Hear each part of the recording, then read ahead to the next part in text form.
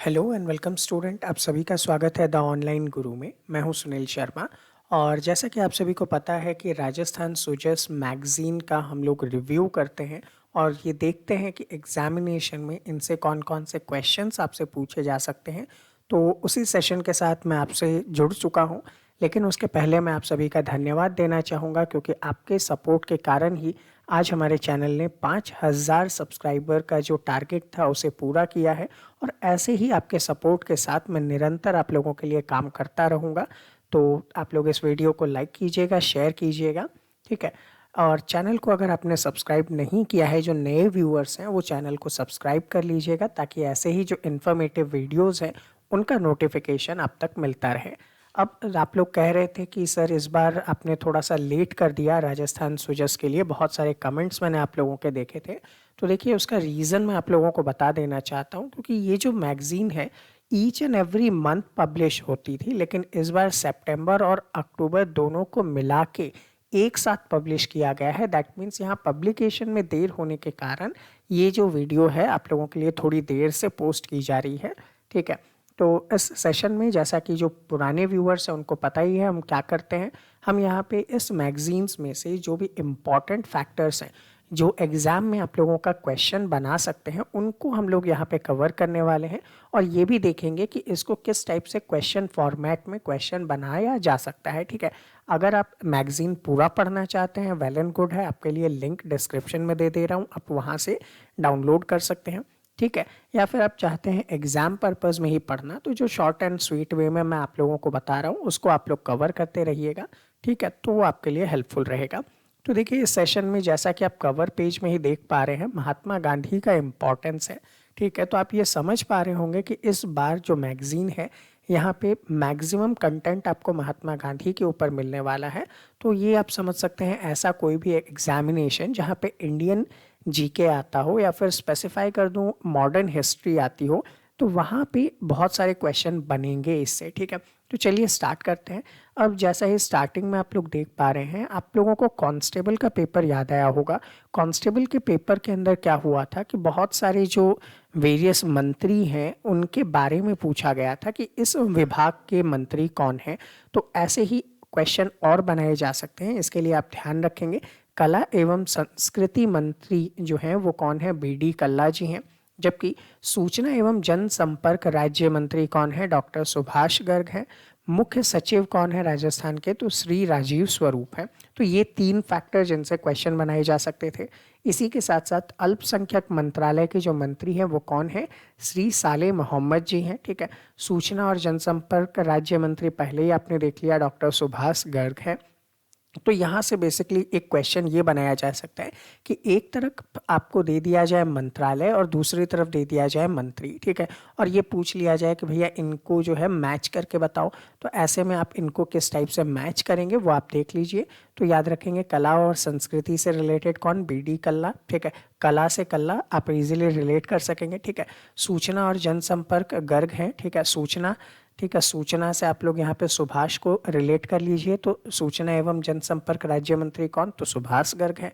सचिव जो है, मुख्य सचिव कौन है, राजीव स्वरूप है। तो ये ऐसे आप लोग याद कर सकते हैं, ठीक है। अल्पसंख्यक मामलों के मंत्री कौन होंगे, तो अल्पसंख्यक समूह से होंगे। तो यहाँ पे नाम में ही आपको दिख रहा है सले मोहम्मद जी हैं। तो ये आप इजीली याद कर सकोगे, ठीक है। आगे बढ़ते हैं। साथ ही साथ जैसे जैसे हम लोग यहाँ पे आगे बढ़ते जाएंगे, ये देखते जाएंगे कि इम्पॉर्टेंटली कौन कौन से क्वेश्चन आपको मिल सकते हैं। अब कई ऐसे एग्जामिनेशन है जिनमें आपको लिखना पड़ता हो, जस्ट लाइक आरएएस मेंस का एग्जामिनेशन हो। तो वहाँ पे आप एक जो पर्टिकुलर डायलॉग है या फिर जो कहावत है उसे कोट कर सकते हो कि अल्बर्ट आइंस्टीन ने महात्मा गांधी के बारे में क्या विचार दिया था। तो उन्होंने कहा था कि आने वाली पीढ़ियाँ विश्वास नहीं करेंगी कि हाड़ मास का कोई ऐसा इंसान भी धरती पर चला होगा। तो ये कोट आप वहाँ पे इम्पॉर्टेंटली कर सकते हैं, ठीक है। और फिर आगे बढ़ते हैं। तो यहाँ पे देखिए, राज्यपाल श्री कलराज मिश्र हैं। तो ये भी आपका एक क्वेश्चन बना सकता है कि राजस्थान के वर्तमान राज्यपाल का पद किन्होंने ग्रहण किया है, ठीक है। यहाँ पे महोत्सव चल रहा था, कोई दिक्कत नहीं है। यहाँ एक चीज़ आपको याद रखनी है कि गांधी जी की एक पुस्तक है जिसका नाम क्या है, मंगल प्रभात है। तो इस मंगल प्रभात का नाम आपको याद रखना है, जिसका क्या किया गया, संस्कृत में यहाँ पे अनुवादन किया गया है। तो ये आप लोगों को याद रखना है, ठीक है। इसके लिए जो समारोह चल रही थी वो किसके थ्रू चल रही थी? तो समारोह जो था महात्मा गांधी अंतर्राष्ट्रीय हिंदी विश्वविद्यालय वर्धा ने आयोजित किया था। तो ये आपके लिए एक क्वेश्चन बना देगा, ठीक है। उसी के साथ अगर हम लोग आगे देखें तो नो मास्क नो एंट्री वैसे ही चर्चा में रहा हुआ है। 2 अक्टूबर से स्टार्ट किया गया था ये प्रोग्राम। यहाँ पे थोड़ा सा वर्तमान जो गहलोत सरकार है उनके प्रीवियस कार्यकाल के समय की कुछ उपलब्धियां बताई गई हैं जो क्वेश्चन में रिपीट की जा सकती है। जैसे देश में जो सूचना का अधिकार था, आरटीआई जो है, ठीक है, राइट टू इंफॉर्मेशन जो एक्ट है 2005 वो लागू किया गया, ठीक है साहब। 15 साल हो गए वो उसको बारे में गिनाया जा रहा है, ठीक है। सेकेंड थिंग आप देखेंगे कि राजस्थान इसके साथ साथ बहुत सारे कार्यक्रम कर रहा है। जैसे राजस्थान लोक सेवाओं के प्रदाय की गारंटी अधिनियम 2011, इन एक्ट के बारे में याद रखिएगा कि किस वर्ष से ये रिलेटेड है, ठीक है। सुनवाई का अधिकार 2012 का है, ठीक है।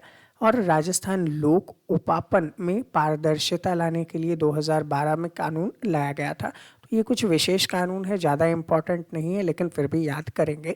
अब आता है मोस्ट इम्पॉर्टेंट क्वेश्चन। अगर आपसे पूछ लिया जाए कि देश के पहले मुख्य केंद्रीय सूचना आयुक्त कौन थे, तो वजाहत हबीबुल्ला आपका आंसर होगा। ये इम्पॉर्टेंट क्वेश्चन आपसे पूछा जा सकता है, ठीक है, वो याद रख लीजिएगा।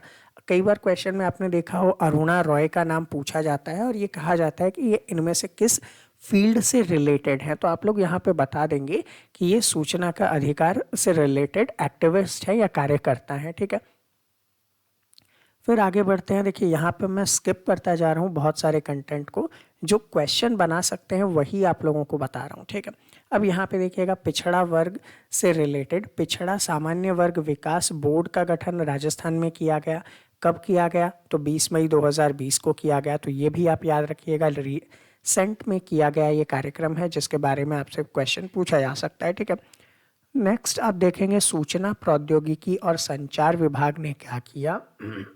पहले चरण के अंदर 15 अगस्त 2020 से मूल निवास प्रमाण पत्र हो गया, जिसको आप लोग डोमिसाइल सर्टिफिकेट के नाम से जानते हो, ठीक है। ऐसे ही बहुत सारे जो डॉक्यूमेंट हैं उसको आप एक फिक्स्ड रेट पे क्या कर सकते हो, होम डिलीवरी के थ्रू मंगवा सकते हो, ई मित्र @home के साथ।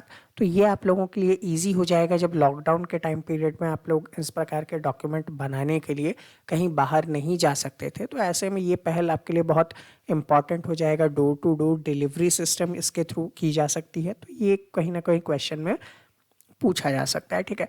राजस्थान में क्या किया गया, बालिका और महिलाओं की सुरक्षा और उनके प्रति जो अपराध है उससे निपटने के लिए क्या किया गया, 40 पुलिस जिले में, ठीक है। अपने राजस्थान में टोटल 33 जिले हैं, लेकिन पुलिस सर्कल के अकॉर्डिंग अगर बात करें तो 40 पुलिस सर्कल हैं। उनमें से क्या किया गया, investigation unit for crime against women and child की स्थापना की गई।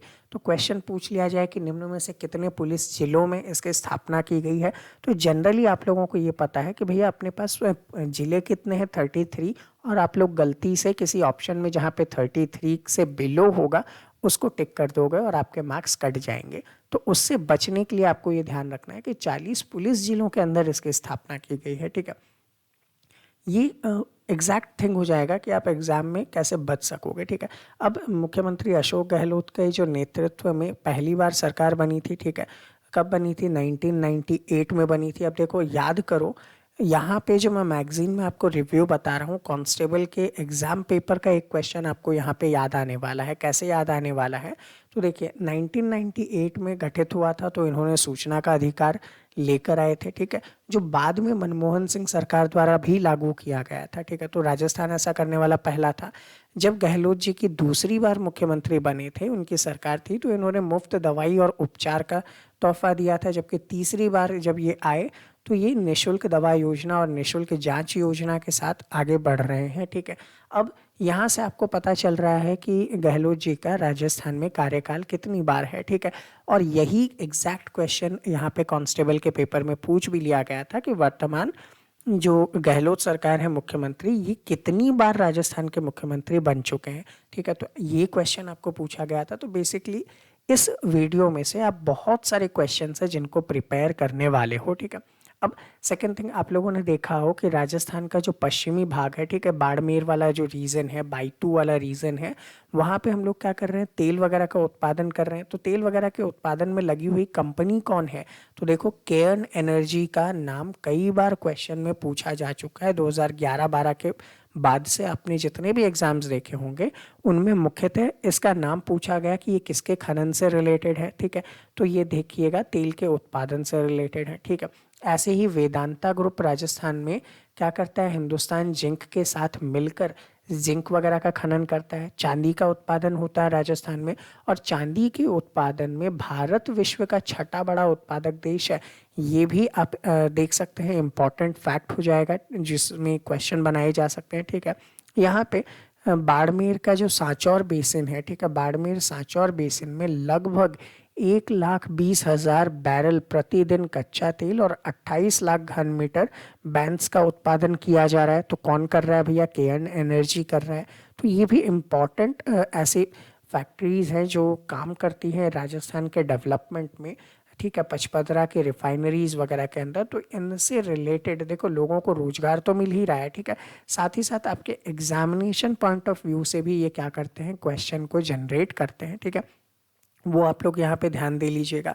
उसके बाद अगर आप यहाँ पे देखें तो अब महात्मा गांधी जी के ऊपर आ जाते हैं। जैसा कि कवर पेज में आपने देखा था कि ये पूरा का पूरा एडिशन जो है महात्मा गांधी के ऊपर बेस्ड है। तो अब हम उसी की शुरुआत कर रहे हैं। अभी तक हमने लगभग 20 पेज कवर किए हैं, ठीक है। आगे लगभग 72 पेजेस आपके लिए और भी बाकी हैं, ठीक है। वीडियो को लाइक कीजिएगा और शेयर भी कीजिएगा ताकि लोगों को भी इसका फ़ायदा मिल सके, ठीक है। अब यहाँ पे देखिए, यहाँ पे अगर हम बात करें तो आप लोगों को पता है असहयोग आंदोलन जो है गांधी जी ने चलाया था, ठीक है। और गांधी जी के किसी भी आंदोलन में सबसे मेन और इम्पॉर्टेंट फैक्टर क्या होता है? उनका मेन फैक्टर होता है कि हम किसी भी प्रकार से हिंसा नहीं करें, अहिंसात्मक रूप से अपन लोग क्या करें, काम करें। लेकिन क्या हुआ था, 4 फरवरी 1922, याद रखने वाली डेट है, कई एग्जाम्स में आ चुका है, ठीक है। चौरी चौरा कांड हुआ था जिसके कारण गांधी जी को ये आंदोलन जो है वापस लेना पड़ गया था, ठीक है। तो अब कई बार क्वेश्चन ये भी पूछा जाता है कि चौरी चौरा स्थान किस जगह है, किस जिले में है? तो गोरखपुर जिले के अंदर उपलब्ध है, ठीक है। ये आप लोगों को थोड़ा सा याद रखना है। और आपके लिए एक होमवर्क देता हूं मैं कि गोरखपुर जिला भारत के किस स्टेट में है, ठीक है। तो वो आप लोग कमेंट करके बताइए, ठीक है। बीच बीच में आप भी कमेंट करेंगे तो थोड़ा सा इंटरेक्शन अपन लोगों का चलता रहेगा, ठीक है। वो आप लोग देख लीजिएगा। तो यहाँ पे क्या किया गया था, चौरी चौरा कांड में पुलिस वालों के ऊपर हमला कर दिया गया था, जिसमें 22 पुलिस वाले जो हैं मारे गए थे। उन पे बंद करके जेल में जो पुलिस स्टेशन है वहाँ पे उनको बंद करके आग लगा दी गई थी। ऐसे घटना जो है आप लोगों को देखने को मिली थी। तो 4 फरवरी 1922 को ये घटना हुई थी और 12 फरवरी को गांधी जी ने क्या किया था, देश भर में चलने वाला असहयोग आंदोलन को रोक दिया था। तो ये इम्पोर्टेंट क्वेश्चन कई बार पूछा जा सकता है कि कब इस आंदोलन को रोका गया, या इससे रिलेटेड बहुत सारी चीज़, ठीक है। अब एक इम्पॉर्टेंट थिंग, गांधी जी के साथ रहने वाली, उनकी देखभाल करने वाली उनकी जो पोती है, ठीक है, नाम क्या है, मनु गांधी है। नाम याद रखेंगे। मनु गांधी ने एक किताब लिखी थी जिसका शीर्षक क्या था, गांधी माय मदर, ठीक है।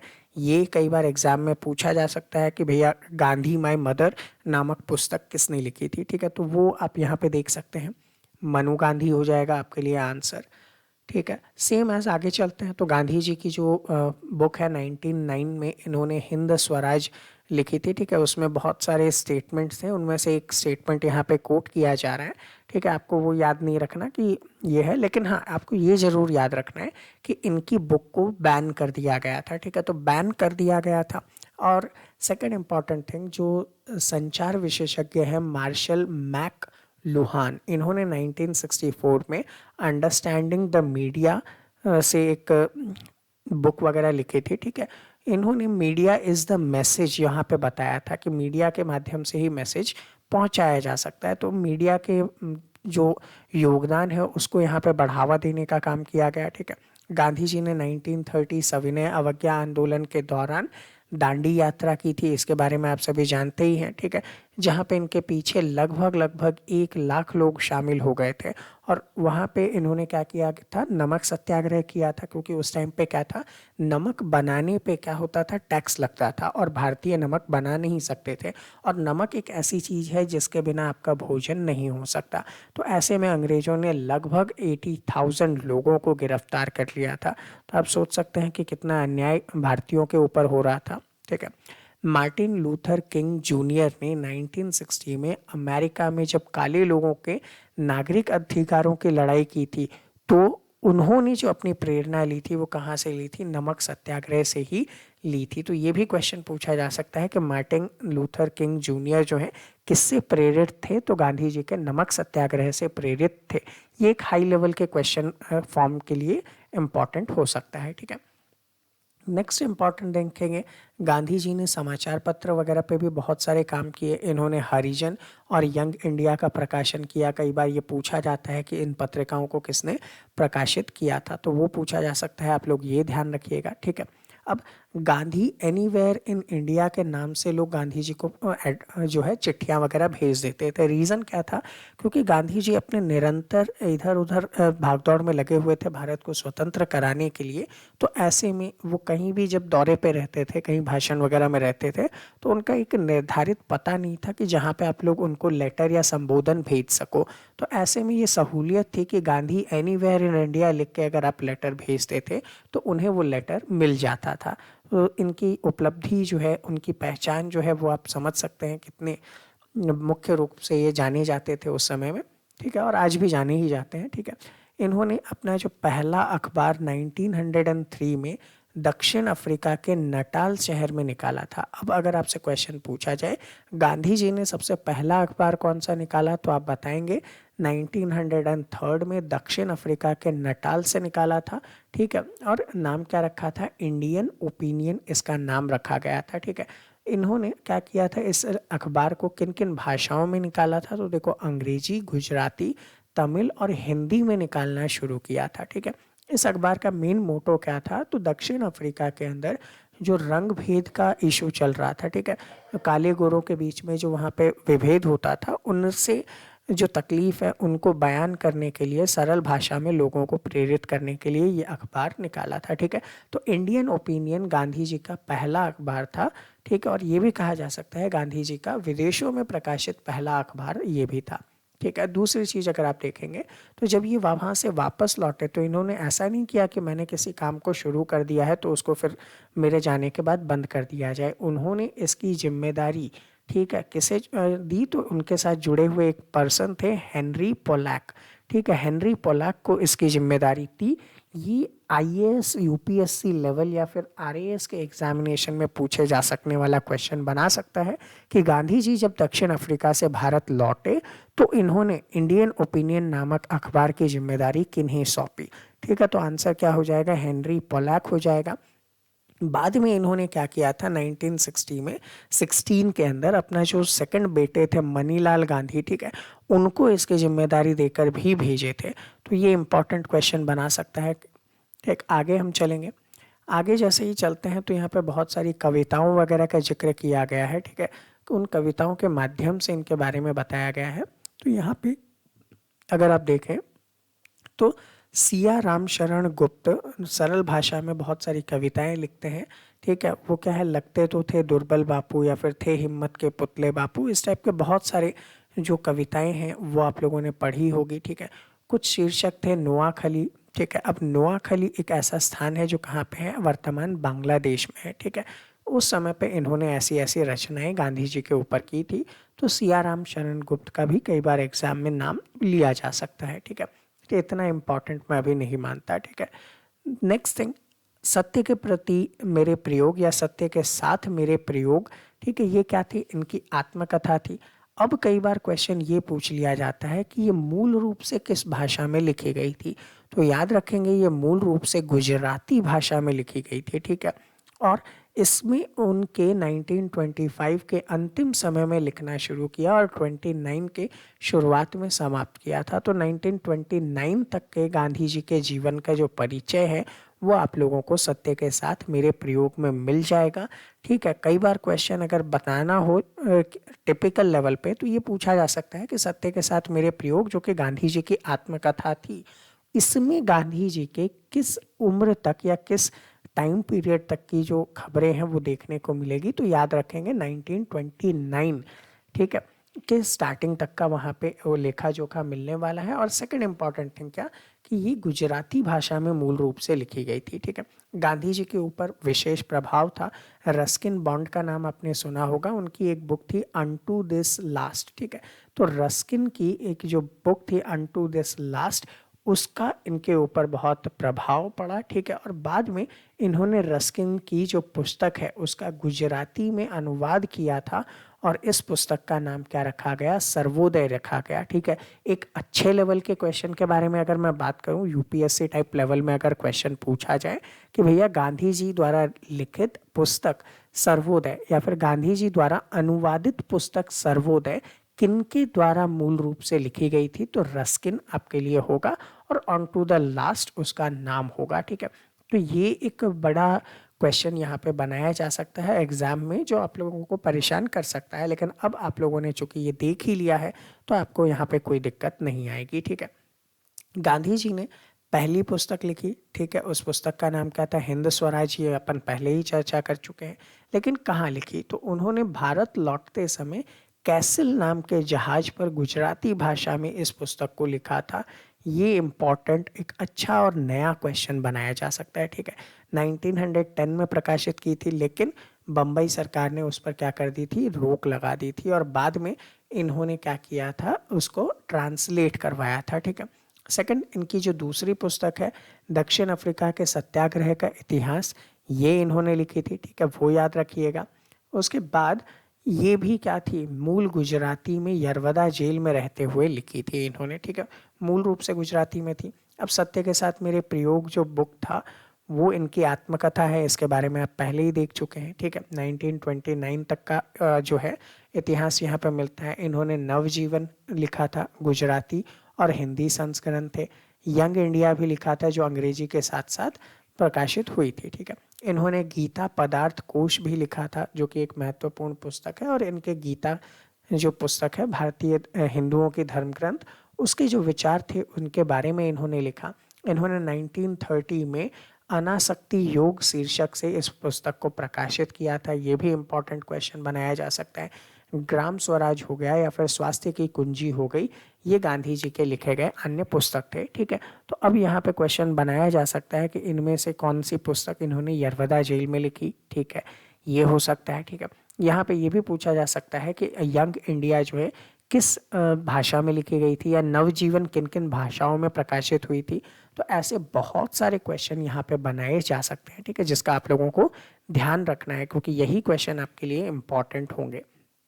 ठीक है, इंडियन ओपिनियन के बारे में मैं आपको बता ही चुका हूँ, बाद में पोलैक को ये दे के आ गए थे। ठीक है, उसकी जिम्मेदारी, और फिर मनीराम ने उसे संभाला था, वो आप चीज़ पहले ही देख चुके हैं। ठीक है, भारत सरकार ने क्या किया, आज़ादी के बाद इन्होंने इतनी सारी जो पुस्तकें वगैरह लिखी, उन समस्त कार्यों को 1960 में वॉल्यूम्स में प्रकाशित करना शुरू कर दिया था। तो वो इम्पोर्टेंटली आप लोगों ने याद कर ही लिया है। ठीक है, और विशेष चीज़ें हम देख लेते हैं। कैसिल नामक जहाज पे हिंद स्वराज लिखी थी, वो आपको इजीली पता ही है। बाद में इस पे बैन वगैरह लगा दी गई थी, फिर इनका ट्रांसलेशन किया गया था। ठीक है, इंडियन ओपिनियन के नाम से इन्होंने क्या किया था, 1909 में प्रकाशित किया। ठीक है, उसी के बाद मूल भाषा क्या थी, गुजराती थी हिंद स्वराज की। ठीक है, बाद में देशद्रोह मानते हुए ब्रिटिश सरकार ने इसको क्या कर दिया था, बैन कर दिया था। तो इन्होंने इसका नाम बदलकर इंग्लिश ट्रांसलेशन भी लिखा था, वो चीज़ आप लोग यहाँ पे देख चुके हैं। ठीक है, ये हो गया सब। इंडियन होम रूल के नाम से इसका इंग्लिश ट्रांसलेशन इन्होंने प्रकाशित किया था। तो इम्पॉर्टेंट क्वेश्चन यहाँ पे आपसे अगर पूछ लिया जाए कि भैया हिंद स्वराज का जो इंग्लिश ट्रांसलेशन था वो किस नाम से जाना जाता है, तो इंडियन होम रूल के नाम से ये जाना जाता है। ठीक है, अब यहाँ पे देखो एक चीज़ मैं आप लोगों से आग्रह करना चाहूँगा कि जितने भी स्टूडेंट्स हैं उनके लिए मैं ये चीज़ें अवेलेबल करवा रहा हूँ। ठीक है, अगर आप में से कोई स्टूडेंट ऐसा हो जो लोगों के लिए भी भला करना चाहता हो, जैसे मैं आप लोगों को फ्री ऑफ कॉस्ट ये सारी चीज़ें अवेलेबल करवा रहा हूँ, वैसे ही अगर कोई स्टूडेंट बाकियों का भला करना चाहता हो तो वो इन चीज़ों को, जैसे मैं बता रहा हूँ कि इन पे इस टाइप के क्वेश्चन बन सकते हैं, ठीक है, वो खुद प्रैक्टिस करते हुए इनके क्वेश्चंस अगर बनाना चाहे तो वो खुद उन बुक्स में से क्वेश्चन बना सकता है और बनाकर मुझे भेज सकता है। उनको भी मैं आप लोगों के प्रैक्टिस के लिए अवेलेबल करवाऊंगा, ठीक है। और यहाँ पे जो भी व्यक्ति ये क्वेश्चन बनाकर मुझे अवेलेबल करेगा, क्रेडिट उसी का होगा। वीडियो के डिस्क्रिप्शन में स्टार्टिंग में उसके नाम को भी मैं यहाँ पे इंक्लूड करूँगा, ठीक है। तो आप चाहें तो ये भी हेल्प कर सकते हैं, ठीक है, जिससे क्या होगा, बाकी बच्चे जो प्रिपरेशन कर रहे हैं, ठीक है, उनके लिए मदद मिल जाएगी, ठीक है। कैसे भेजना है उसके बारे में मैं आप लोगों को आगे एंड में बता दूंगा, मेरा कॉन्टैक्ट नंबर जिस पे आप व्हाट्सएप कर सकते हैं, ठीक है। ठीक, अब देखिए गांधी इंडियन ओपिनियन ये प्रकाशित कर देते हैं। हिंद स्वराज को इन्होंने क्या किया था, ट्रांसलेट किया था। इसमें इन्होंने अपने जो बहुत सारे विचार्स हैं जो कि टॉल्स्टॉय, रस्किन, थोरो, इन सभी से प्रभावित थे, उनके बारे में इन्होंने बताया है, ठीक है। ज़्यादा इम्पोर्टेंटली नहीं चलते हैं, आगे बढ़ते हैं। आगे जैसे ही आप बढ़ेंगे तो यहाँ पे इनके वैज्ञानिक दृष्टिकोण के बारे में भी बताया गया है। और ये देखेंगे कि यंग इंडिया के अंदर, चूँकि आप लोगों को पता है गांधी जी ने यंग इंडिया प्रकाशित की थी, इन्होंने 7 सामाजिक पापों की एक सूची प्रकाशित की थी, ठीक है। अब ये जो क्वेश्चन है या ये जो लिस्ट है, अगर आप लोग कोई मेंस का एग्जामिनेशन देते हो तो वहाँ पे काम आ सकते हैं कि गांधी जी के विचारों में सामाजिक पाप या सामाजिक कुरीति या बुराई के बारे में क्या क्या अवधारणाएं थी। तो वहाँ पे आप लिख सकते हो कि इन्होंने 7 की सूची बनाई थी, यंग इंडिया में इस टाइम पे प्रकाशित की गई थी। इन 7 के नाम लिख सकते हो आप, ठीक है, कि सिद्धांत के बिना राजनीति हुआ, या कर्म के बिना धन हुआ, आत्मा के बिना सुख हुआ, या फिर आप देख सकते हैं चरित्र के बिना धन, नैतिकता के बिना व्यापार, ठीक है, मानवीयता के बिना विज्ञान और त्याग के बिना पूजा। तो इस टाइप के विचार जो ऐसे राइटिंग वाले क्वेश्चंस है वहाँ पे आप लोग लिख सकते हैं और उससे आप लोगों को यहाँ पे मार्क्स अच्छे मिल जाएंगे, ठीक है। ये अगर इनके वैज्ञानिक सोच के बारे में हम लोग बात करें तो जो एल्फ्रेड वॉलेस थे, ठीक है, उन्हीं के वर्ड्स को दोहराते हुए विज्ञान के खोज वगैरह के बारे में इन्होंने बताया कि इंसान को जो नैतिक इंद्रियों हैं उनका भी यूज़ करना चाहिए। दैट मीन्स हम ऐसे खोज में ना चले जाएं जो कि नैतिकता से अब अलग हो, जैसे डायनामाइट, बारूद, इनका जो है डिस्ट्रक्टिव यूज़ हो रहा है, ऐसे यूज़ नहीं होने चाहिए, ठीक है।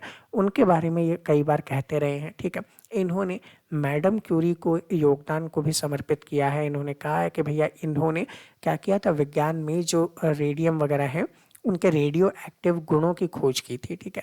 तो उससे आप लोग देखेंगे रेडियो एक्टिव पदार्थ की खोज तो की थी मैडम क्यूरी ने, जबकि इस गुण को आप लोगों ने देखा था हेनरी बैकुरल ने खोजा था। लेकिन इन पदार्थ की खोज में ही मैडम क्यूरी का जो था डेथ हो गई थी। तो इनके भी इन्होंने सपोर्ट करते हुए बहुत सारी चीज़ें बताई है कि विज्ञान में ऐसे बहुत सारे लोग हैं जिन्होंने अपने अपने योगदान दिए हैं, ठीक है। फिर देखोगे 1916 में जब ये भारत लौटे थे, अहमदाबाद के अंदर इन्होंने सत्याग्रह आश्रम की स्थापना की थी। 1918 गंगा बहन, जिनके नाम पर नई दिल्ली के अंदर कनॉट प्लेस में क्या है, चरखा संग्रहालय है, ठीक है, बीजापुर गांव से चरखा लेकर आए थे। तो उनका मेन मोटो क्या था, लोगों को रोजगार के साथ जोड़ना, ताकि लोग अपना खुद का अर्निंग कर सकें और विदेशी सामानों के ऊपर जो अपनी डिपेंडेंसी है, निर्भरता है, वो क्या हो जाए, धीरे धीरे ख़त्म हो जाए। तो यहाँ पे 2 चीज़ें याद रख सकते हैं आप कि भैया सत्याग्रह आश्रम की स्थापना कब और कहाँ, तो 1916 के अंदर अहमदाबाद, ठीक है। सेकंड थिंग आप लोग यहाँ पे देख सकते हैं कि 1918 गंगाबाई, जिनके नाम पे चरखा संग्रहालय है दिल्ली में कनॉट प्लेस में, वो हो सकता है इम्पॉर्टेंट, ठीक है। अब गांधी जी क्या चाहते थे, गांधी जी विशेष रूप से यही चाहते थे कि लोग जो हों बुनियादी शिक्षा से जुड़े। दैट मीन्स वो अपनी मातृभाषा के अंदर काम करें और इसी मातृभाषा के अंदर शिक्षा उपलब्ध करवाना। आप लोग देख पा रहे हो अभी वर्तमान में नरेंद्र मोदी गवर्नमेंट ने जो नई शिक्षा नीति इम्प्लाई की है उसमें इस चीज़ को लागू किया गया है। तो सोचिए आज़ादी के इतने साल बाद हम लोग वापस गांधी जी के विचारों के ऊपर पुनः काम कर रहे हैं, जो कि देश के लिए कितना सुयोग्य और बहुत ही अच्छा काम होने वाला है, ठीक है। इन्होंने अपने इन्हीं विचारों को 1937 में नई तालीम के नाम से संदर्भित करते हुए कहा था, ठीक है। और ये जो नई तालीम है यही इनकी वर्धा योजना के नाम से भी जानी जाती है, ठीक है, क्योंकि वहाँ पे एक ऑल इंडिया शैक्षिक सम्मेलन हो रहा था जिसके अध्यक्ष गांधी जी ही थे और उन्होंने ऐसे कुछ प्रस्ताव दिए थे जिनको अभी आप देखेंगे तो वर्तमान शिक्षा नीति के अंदर लिया भी गया है। जैसे बच्चों को 7 वर्ष तक राष्ट्रव्यापी निःशुल्क और अनिवार्य शिक्षा दी जाए। तो आप लोग देख रहे हैं राइट टू एजुकेशन एक्ट पारित किया गया, ठीक है।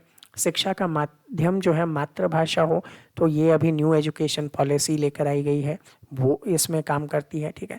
बच्चों को हस्तशिल्प वगैरह सिखाया जाए जिनसे वो क्या कर सकें, पर्यावरण पे भी ध्यान दे सकें और अपनी खुद की जीविका कमाने के ऊपर भी वर्क कर सकें। तो ये भी अभी इस शिक्षा नीति के अंदर योजना में ली गई है, ठीक है।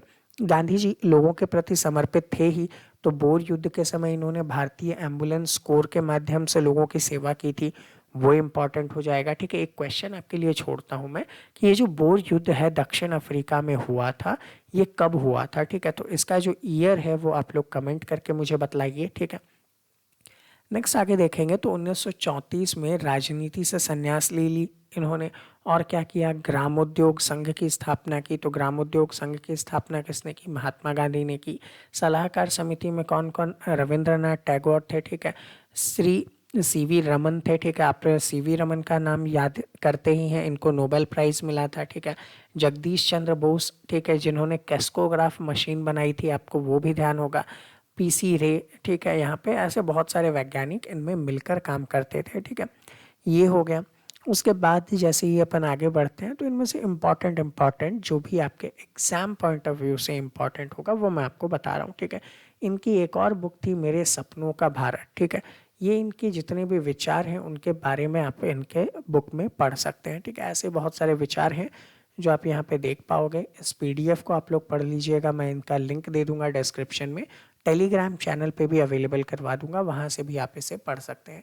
गांधी जी के जो इकोनॉमिक थॉट थे या इकोनॉमी के संबंध में जो भी विचार थे, उन्हें आचार्य डॉक्टर जे.सी.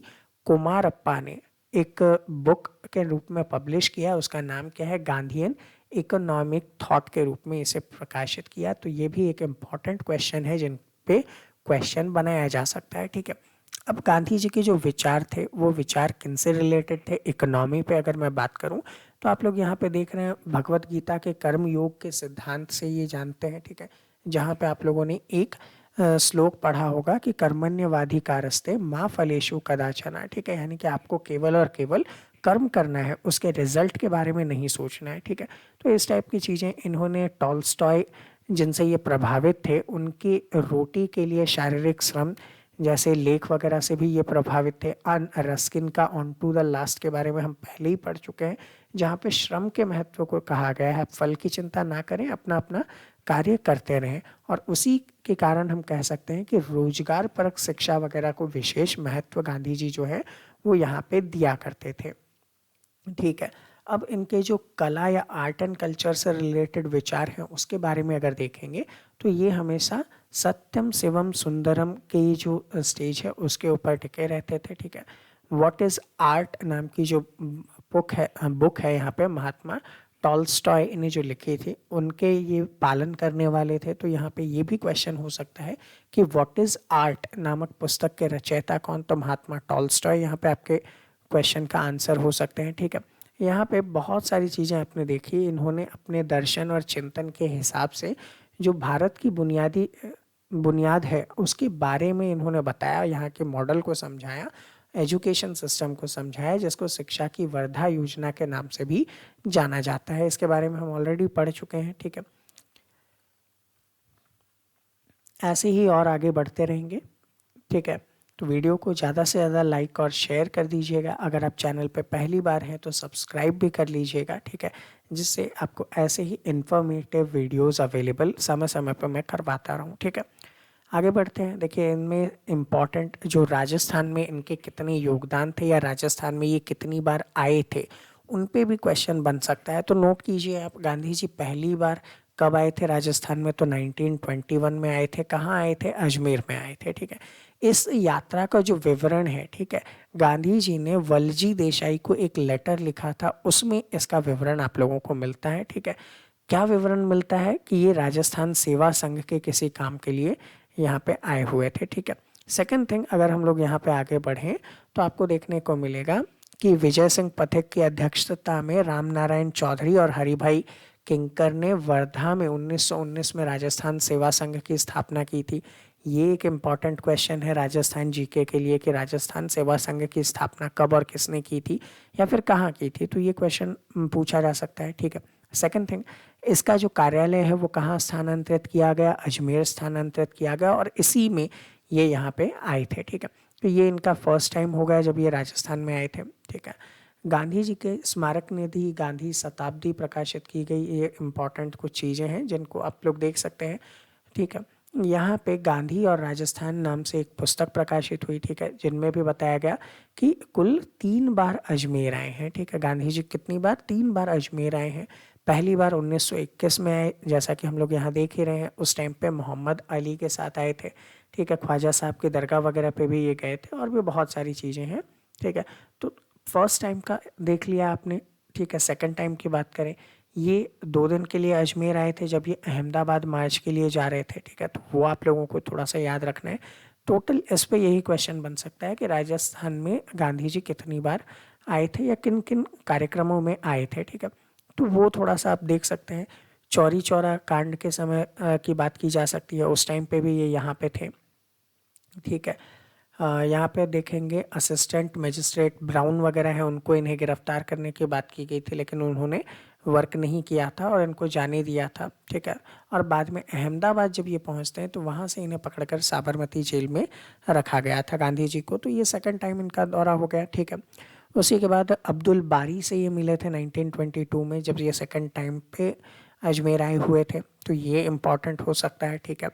लखनऊ वगैरह जाते समय का इवेंट यहाँ पे आपको बताया गया है। ठीक है। अब्दुल बारी और हसरत मोहानी ये खिलाफत आंदोलन के टाइम के इम्पॉर्टेंट नेता हैं, तो इन पे क्वेश्चन पूछा जा सकता है कि भैया ये या इनका संबंध किन के साथ है। तो आप यहाँ पे बता दीजिएगा कि जो खिलाफत मूवमेंट था, ठीक है, टर्की के अंदर जो इनके खलीफा होते हैं उनके जो सम्मान में कमी की जा रही थी ब्रिटिशर्स वगैरह के वॉर के टाइम पे, तो उनके जो मूवमेंट चले थे वहाँ के इम्पॉर्टेंट नेता के रूप में ये जाने जाते हैं। और तीसरी और अंतिम बार जब ये राजस्थान आए उनमें अजमेर ही आए थे। ठीक है। यहाँ पे इन्होंने हरिजन यात्रा निकाली थी। ठीक है। वो चीज़ें यहाँ पे इम्पॉर्टेंट हो जाएगा। तो वो यहाँ से आपको कंक्लूड कर सकते हो कि ये 3 बार राजस्थान में अजमेर में आए थे। ठीक है। 1926 जयपुर के अमरसर के अंदर खादी केंद्र में एक हरिजन पाठशाला की स्थापना की गई थी। ठीक है। यहाँ पे बाकी बच्चों के साथ दूसरे निम्न वर्ग के बच्चों का भी दाखिला दिया जाता था। ये इम्पॉर्टेंट वर्क हो जाएगा इनका। ठीक है। गांधी जी जो है ब्यावर में आए थे और वहाँ पे ब्राह्मण समाज में जो पहला विधवा विवाह करने वाले नव दंपत्ति थे उन्हें इन्होंने आशीर्वाद दिया था। ब्यावर के मिशन ग्राउंड के अंदर सभा की थी इन्होंने, वो इम्पॉर्टेंटली पूछा जा सकता है। ठीक है। कराची में जो घटनाएं हुई थी उसके बाद यहाँ पे अनशन की घोषणा की थी वर्धा में, वो इम्पॉर्टेंट हो सकता है। ठीक है। तो कुछ इम्पॉर्टेंट टाइमलाइन हम लोग यहाँ पे देख लेते हैं। ठीक है। ये 11 नवंबर 1921 दिल्ली से अजमेर आए थे। ठीक है। अहमदाबाद, देन यहाँ पे मुस्लिम उलेमाओं का सम्मान में भाग लिया था इन्होंने। ठीक है। अजमेर में आए थे, ये सारी चीज़ें अपन यहाँ पे देख चुके हैं। ठीक है। इम्पॉर्टेंटली वापस से रिपीट किया जा रहा है ये। फिर आप देखेंगे गांधी जी की जो स्टार्टिंग है, डरबन की जो यात्रा थी, ठीक है, उसके बारे में यहाँ पे बताया गया है कि 7 जून 1893 में गांधी जी ने मैरिट्सबर्ग स्टेशन पर फर्स्ट क्लास के डब्बे से फेंक दिया गया था। तो ये स्टेशन का नाम, ठीक है, क्यों, क्योंकि वो काले गोरे के डिफरेंस के बीच में फंस गए थे। ठीक है। वो आप लोगों ने देखा, वहीं से इनका सत्याग्रह और बाकी चीज़ें स्टार्ट हुई। अगर शायद वो घटना नहीं हुई होती तो ये कहना मुश्किल था कि गांधी जैसा कोई इंसान हमें मिल पाता। तो ये भी इनके सम्मान के लिए यहाँ पे जोड़ा जा सकता है। ठीक है। इनकी बहुत सारी कविताएं और रचनाएं यहाँ पे दी गई है। ठीक है। महात्मा गांधी को महात्मा के नाम से सबसे पहले 1915 में राजवैद्य जीवराम कालिदास ने संबोधित किया था। पहला इम्पॉर्टेंट क्वेश्चन, ठीक है, कि इन्हें महात्मा के नाम से सबसे पहले किसने संबोधित किया। ठीक है। जबकि दूसरा मत ये कहता है कि स्वामी श्रद्धानंद ने 1915 में महात्मा की उपाधि दी थी। ठीक है। जबकि तीसरा मत ये कहता है कि रविंद्रनाथ टैगोर ने इन्हें महात्मा की उपाधि दी थी। तो ये इम्पॉर्टेंटली 3 मत आपके सामने उपलब्ध हैं, जिनमें से टैगोर वाली मत को थोड़ा ज़्यादा माना जाता है। ठीक है। अलग अलग विचारधाराओं के व्यक्ति इनको मानते रहे हैं, लेकिन एग्जाम्स में कई बार आप अगर देखेंगे तो रविंद्रनाथ टैगोर वाले स्टेटमेंट पे सही माना जाता है आंसर को, ठीक है। बापू संबोधित करने वाले पहले व्यक्ति उनके साबरमती आश्रम के शिष्य थे, लेकिन एविडेंस के रूप में अगर बात करें तो सुभाष चंद्र बोस ने 6 जुलाई 1944 में जब रंगून रेडियो से गांधी जी को एक संबोधन दिया था, तो वहाँ पे उन्होंने इन्हें राष्ट्रपिता कहते हुए संबोधित किया था। तो आपसे ये क्वेश्चन पूछा जा सकता है कि इन्हें राष्ट्रपिता किसने कहा, तो आप ये बता देंगे कि सुभाष चंद्र बोस ने इन्हें राष्ट्रपिता कहा था, ठीक है। 2 अक्टूबर इनका जन्म दिवस गांधी जयंती के रूप में हम लोग मनाते ही हैं, और आप लोगों ने अंतर्राष्ट्रीय अहिंसा दिवस के रूप में मनाने के बारे में भी सुना होगा। तो ये 3 चीज़ें इंपॉर्टेंटली क्वेश्चन बना सकते हैं। अब जैसा कि हम लोग गांधी जी के जीवन को पूरा देख चुके हैं, उसके बाद भी ठीक है कुछ इम्पॉर्टेंट फैक्ट को वापस रिकॉल कर लेते हैं। जैसे इनका जन्म था 2 अक्टूबर 1869 पोरबंदर गुजरात में, सबको पता है, ठीक है। इनकी वाइफ का नाम कस्तूरबा, माता का नाम पुतलीबाई, ठीक है, पिता करमचंद गांधी, ठीक है। वो सारी चीज़ें आप लोगों ने देख ली। जो पहली इम्पॉर्टेंट घटना इनके लाइफ में जिससे ये जो है आज़ादी के लिए जुड़े, तो यहाँ पे 31 मई के दिन 1893 पिट्सबर्ग स्टेशन पर इनको डिब्बे से उतार दिया गया था वो। दूसरा इम्पॉर्टेंट जिन पे क्वेश्चन बनता है कि 22 अगस्त 1894 को नेटाल इंडियन कांग्रेस की स्थापना की गई थी दक्षिण अफ्रीका में। 11 अक्टूबर 1899 को बोर लड़ाई, जिसके बारे में मैंने आपको यहाँ पे बताया है कि आप कमेंट करके बताएंगे किन से रिलेटेड था, ठीक है। नेक्स्ट थिंग, इंडियन ओपिनियन अखबार प्रकाशित किया, ये आप लोगों को याद होगा, ठीक है। फिनिक्स जो है आश्रम, उसकी स्थापना की थी दक्षिण अफ्रीका के अंदर, वो देख लीजिएगा इम्पॉर्टेंटली, ठीक है। उसी के साथ साथ अगर आप देखेंगे तो हिंद स्वराज बुक इन्होंने लिखी थी इस जहाज के ऊपर, ठीक है। इंडियन ओपिनियन के रूप में इसको इंग्लिश में ट्रांसलेट करके प्रकाशित किया गया था, वो देख लीजिएगा। इस पर बैन लगा दी गई थी। टॉलस्टॉय फर्म की इन्होंने स्थापना की थी। ये वो इम्पॉर्टेंट हाइलाइट्स हैं जिन पे कई बार क्वेश्चन बने हैं, और उसको मैं यहाँ पे हाईलाइट किया जा रहा हूँ। इन्हें केसरे हिंद की उपाधि दी गई थी 1915 में।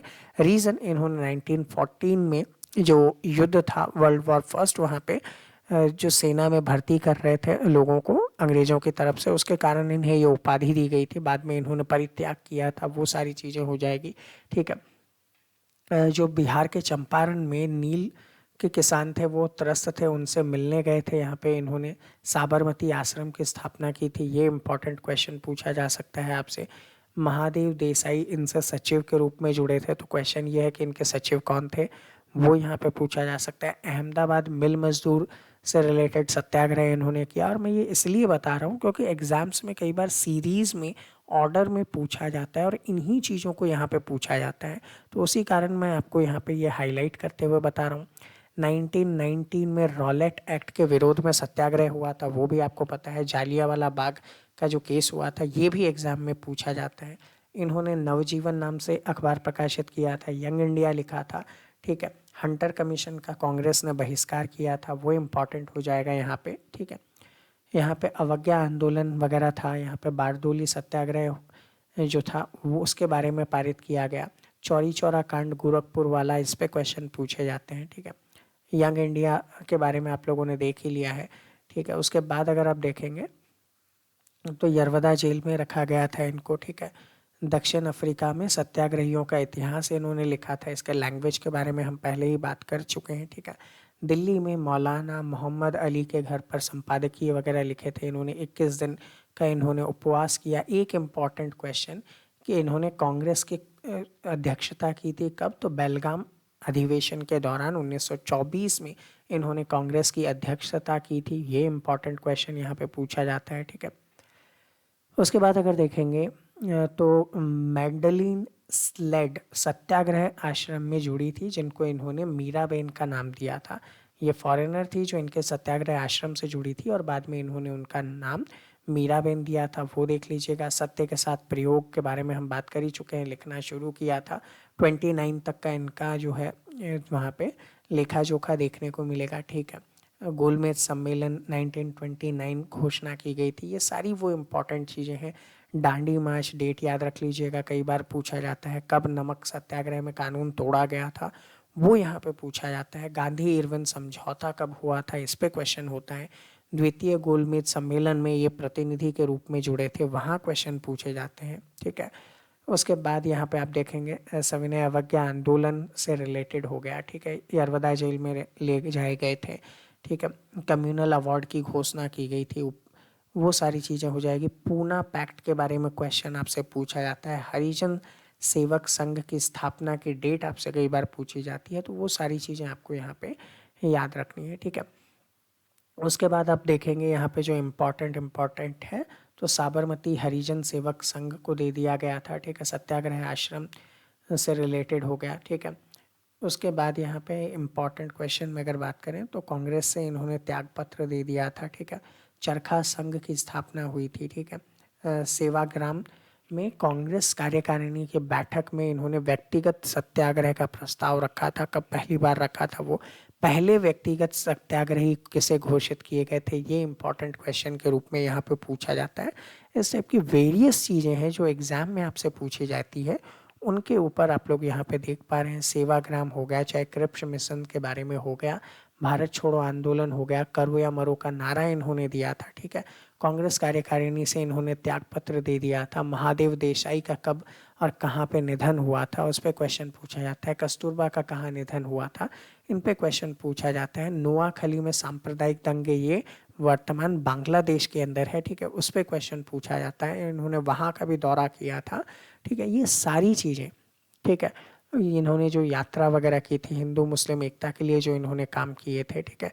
भारत का विभाजन हो गया, ठीक है, यहाँ पे भारत आज़ाद हुआ, उस समय ये प्रार्थना और उपवास कर रहे थे, वो सारी चीज़ें यहाँ पे दंगे वगैरह, ये सारी इम्पॉर्टेंट थिंग है। यहाँ पे 20 जनवरी 1948 में प्रार्थना सभा में बम फेंका गया था। 30 जनवरी के दिन नाथूराम गोडसे ने गोलियां मारकर इनकी हत्या कर दी थी। ये सारी चीज़ें आप लोग देख पा रहे हैं, और इन सभी का जो मेन उद्देश्य है, जहाँ से ये उपलब्ध करवाए जा रहे हैं, उसका सोर्स भी आप लोग यहाँ पे देख पा रहे हैं। तो इन पे वेरियस क्वेश्चन जनरेट किए जा सकते हैं। आप लोग उन क्वेश्चंस को बनाइए, ठीक है, और बनाने के बाद बाकी जो स्टूडेंट्स हैं उनको भी हेल्प मिल सके, उसके लिए आप चाहें तो मुझे व्हाट्सएप पे भेज सकते हैं, ठीक है। व्हाट्सएप पे मैं आप लोगों को नंबर बता देता हूँ, 7737653468 पे आप लोग भेज देंगे तो मैं आपके नाम के साथ बाकी बच्चों के लिए भी वो अवेलेबल करवा दूंगा, ठीक है। यहाँ पे देखेंगे मुख्यमंत्री गहलोत ने महात्मा गांधी के जो विचार वगैरह थे उसको आगे पहुँचाने के लिए कार्यक्रम को 2 अक्टूबर 2021 तक बढ़ा दिया, ठीक है। तो 151वां जो था वहाँ तक इसे बढ़ा दिया गया कार्यक्रम को। ये हो गया, पुस्तकालय वगैरह खोले जाएंगे, इनके बारे में प्रचार वगैरह किया जाएगा, वो सारी चीज़ें यहाँ पे आप लोगों को देखने को मिल जाएगी, ठीक है। तो ये था फ्रेंड्स हमारा आज का सेशन। आई होप आप लोगों के लिए हेल्पफुल रहा होगा, इम्पॉर्टेंट सेशन रहा होगा, आपके एग्ज़ाम्स में ये बहुत हेल्प करने वाला है। ऐसे ही इम्पॉर्टेंट सेशंस के लिए आप इस वीडियो को लाइक करते रहिए, अपने जो फ्रेंड्स हैं प्रिपरेशन करते हैं उनके साथ इसे शेयर कीजिएगा, और अगर आप पहली बार इस चैनल पे आए हैं तो सब्सक्राइब कर लीजिएगा, ताकि ऐसे ही वीडियो जब आपके लिए आते हैं तो आपको नोटिफिकेशन मिल सके, ठीक है। और अगर आप बाकी स्टूडेंट्स की भी हेल्प करना चाहते हैं, अगर आपने भी कुछ क्वेश्चंस वगैरह जनरेट किए हैं जो आप चाहते हैं बाकियों की हेल्प हो सके, तो आप इस नंबर पे केवल और केवल व्हाट्सएप करके मुझे भेजिए, उसे आप लोगों के लिए और आगे मैं लाता रहूँगा, ठीक है। तो मिलेंगे आपसे अगले सेशन में, तब तक के लिए जय हिंद।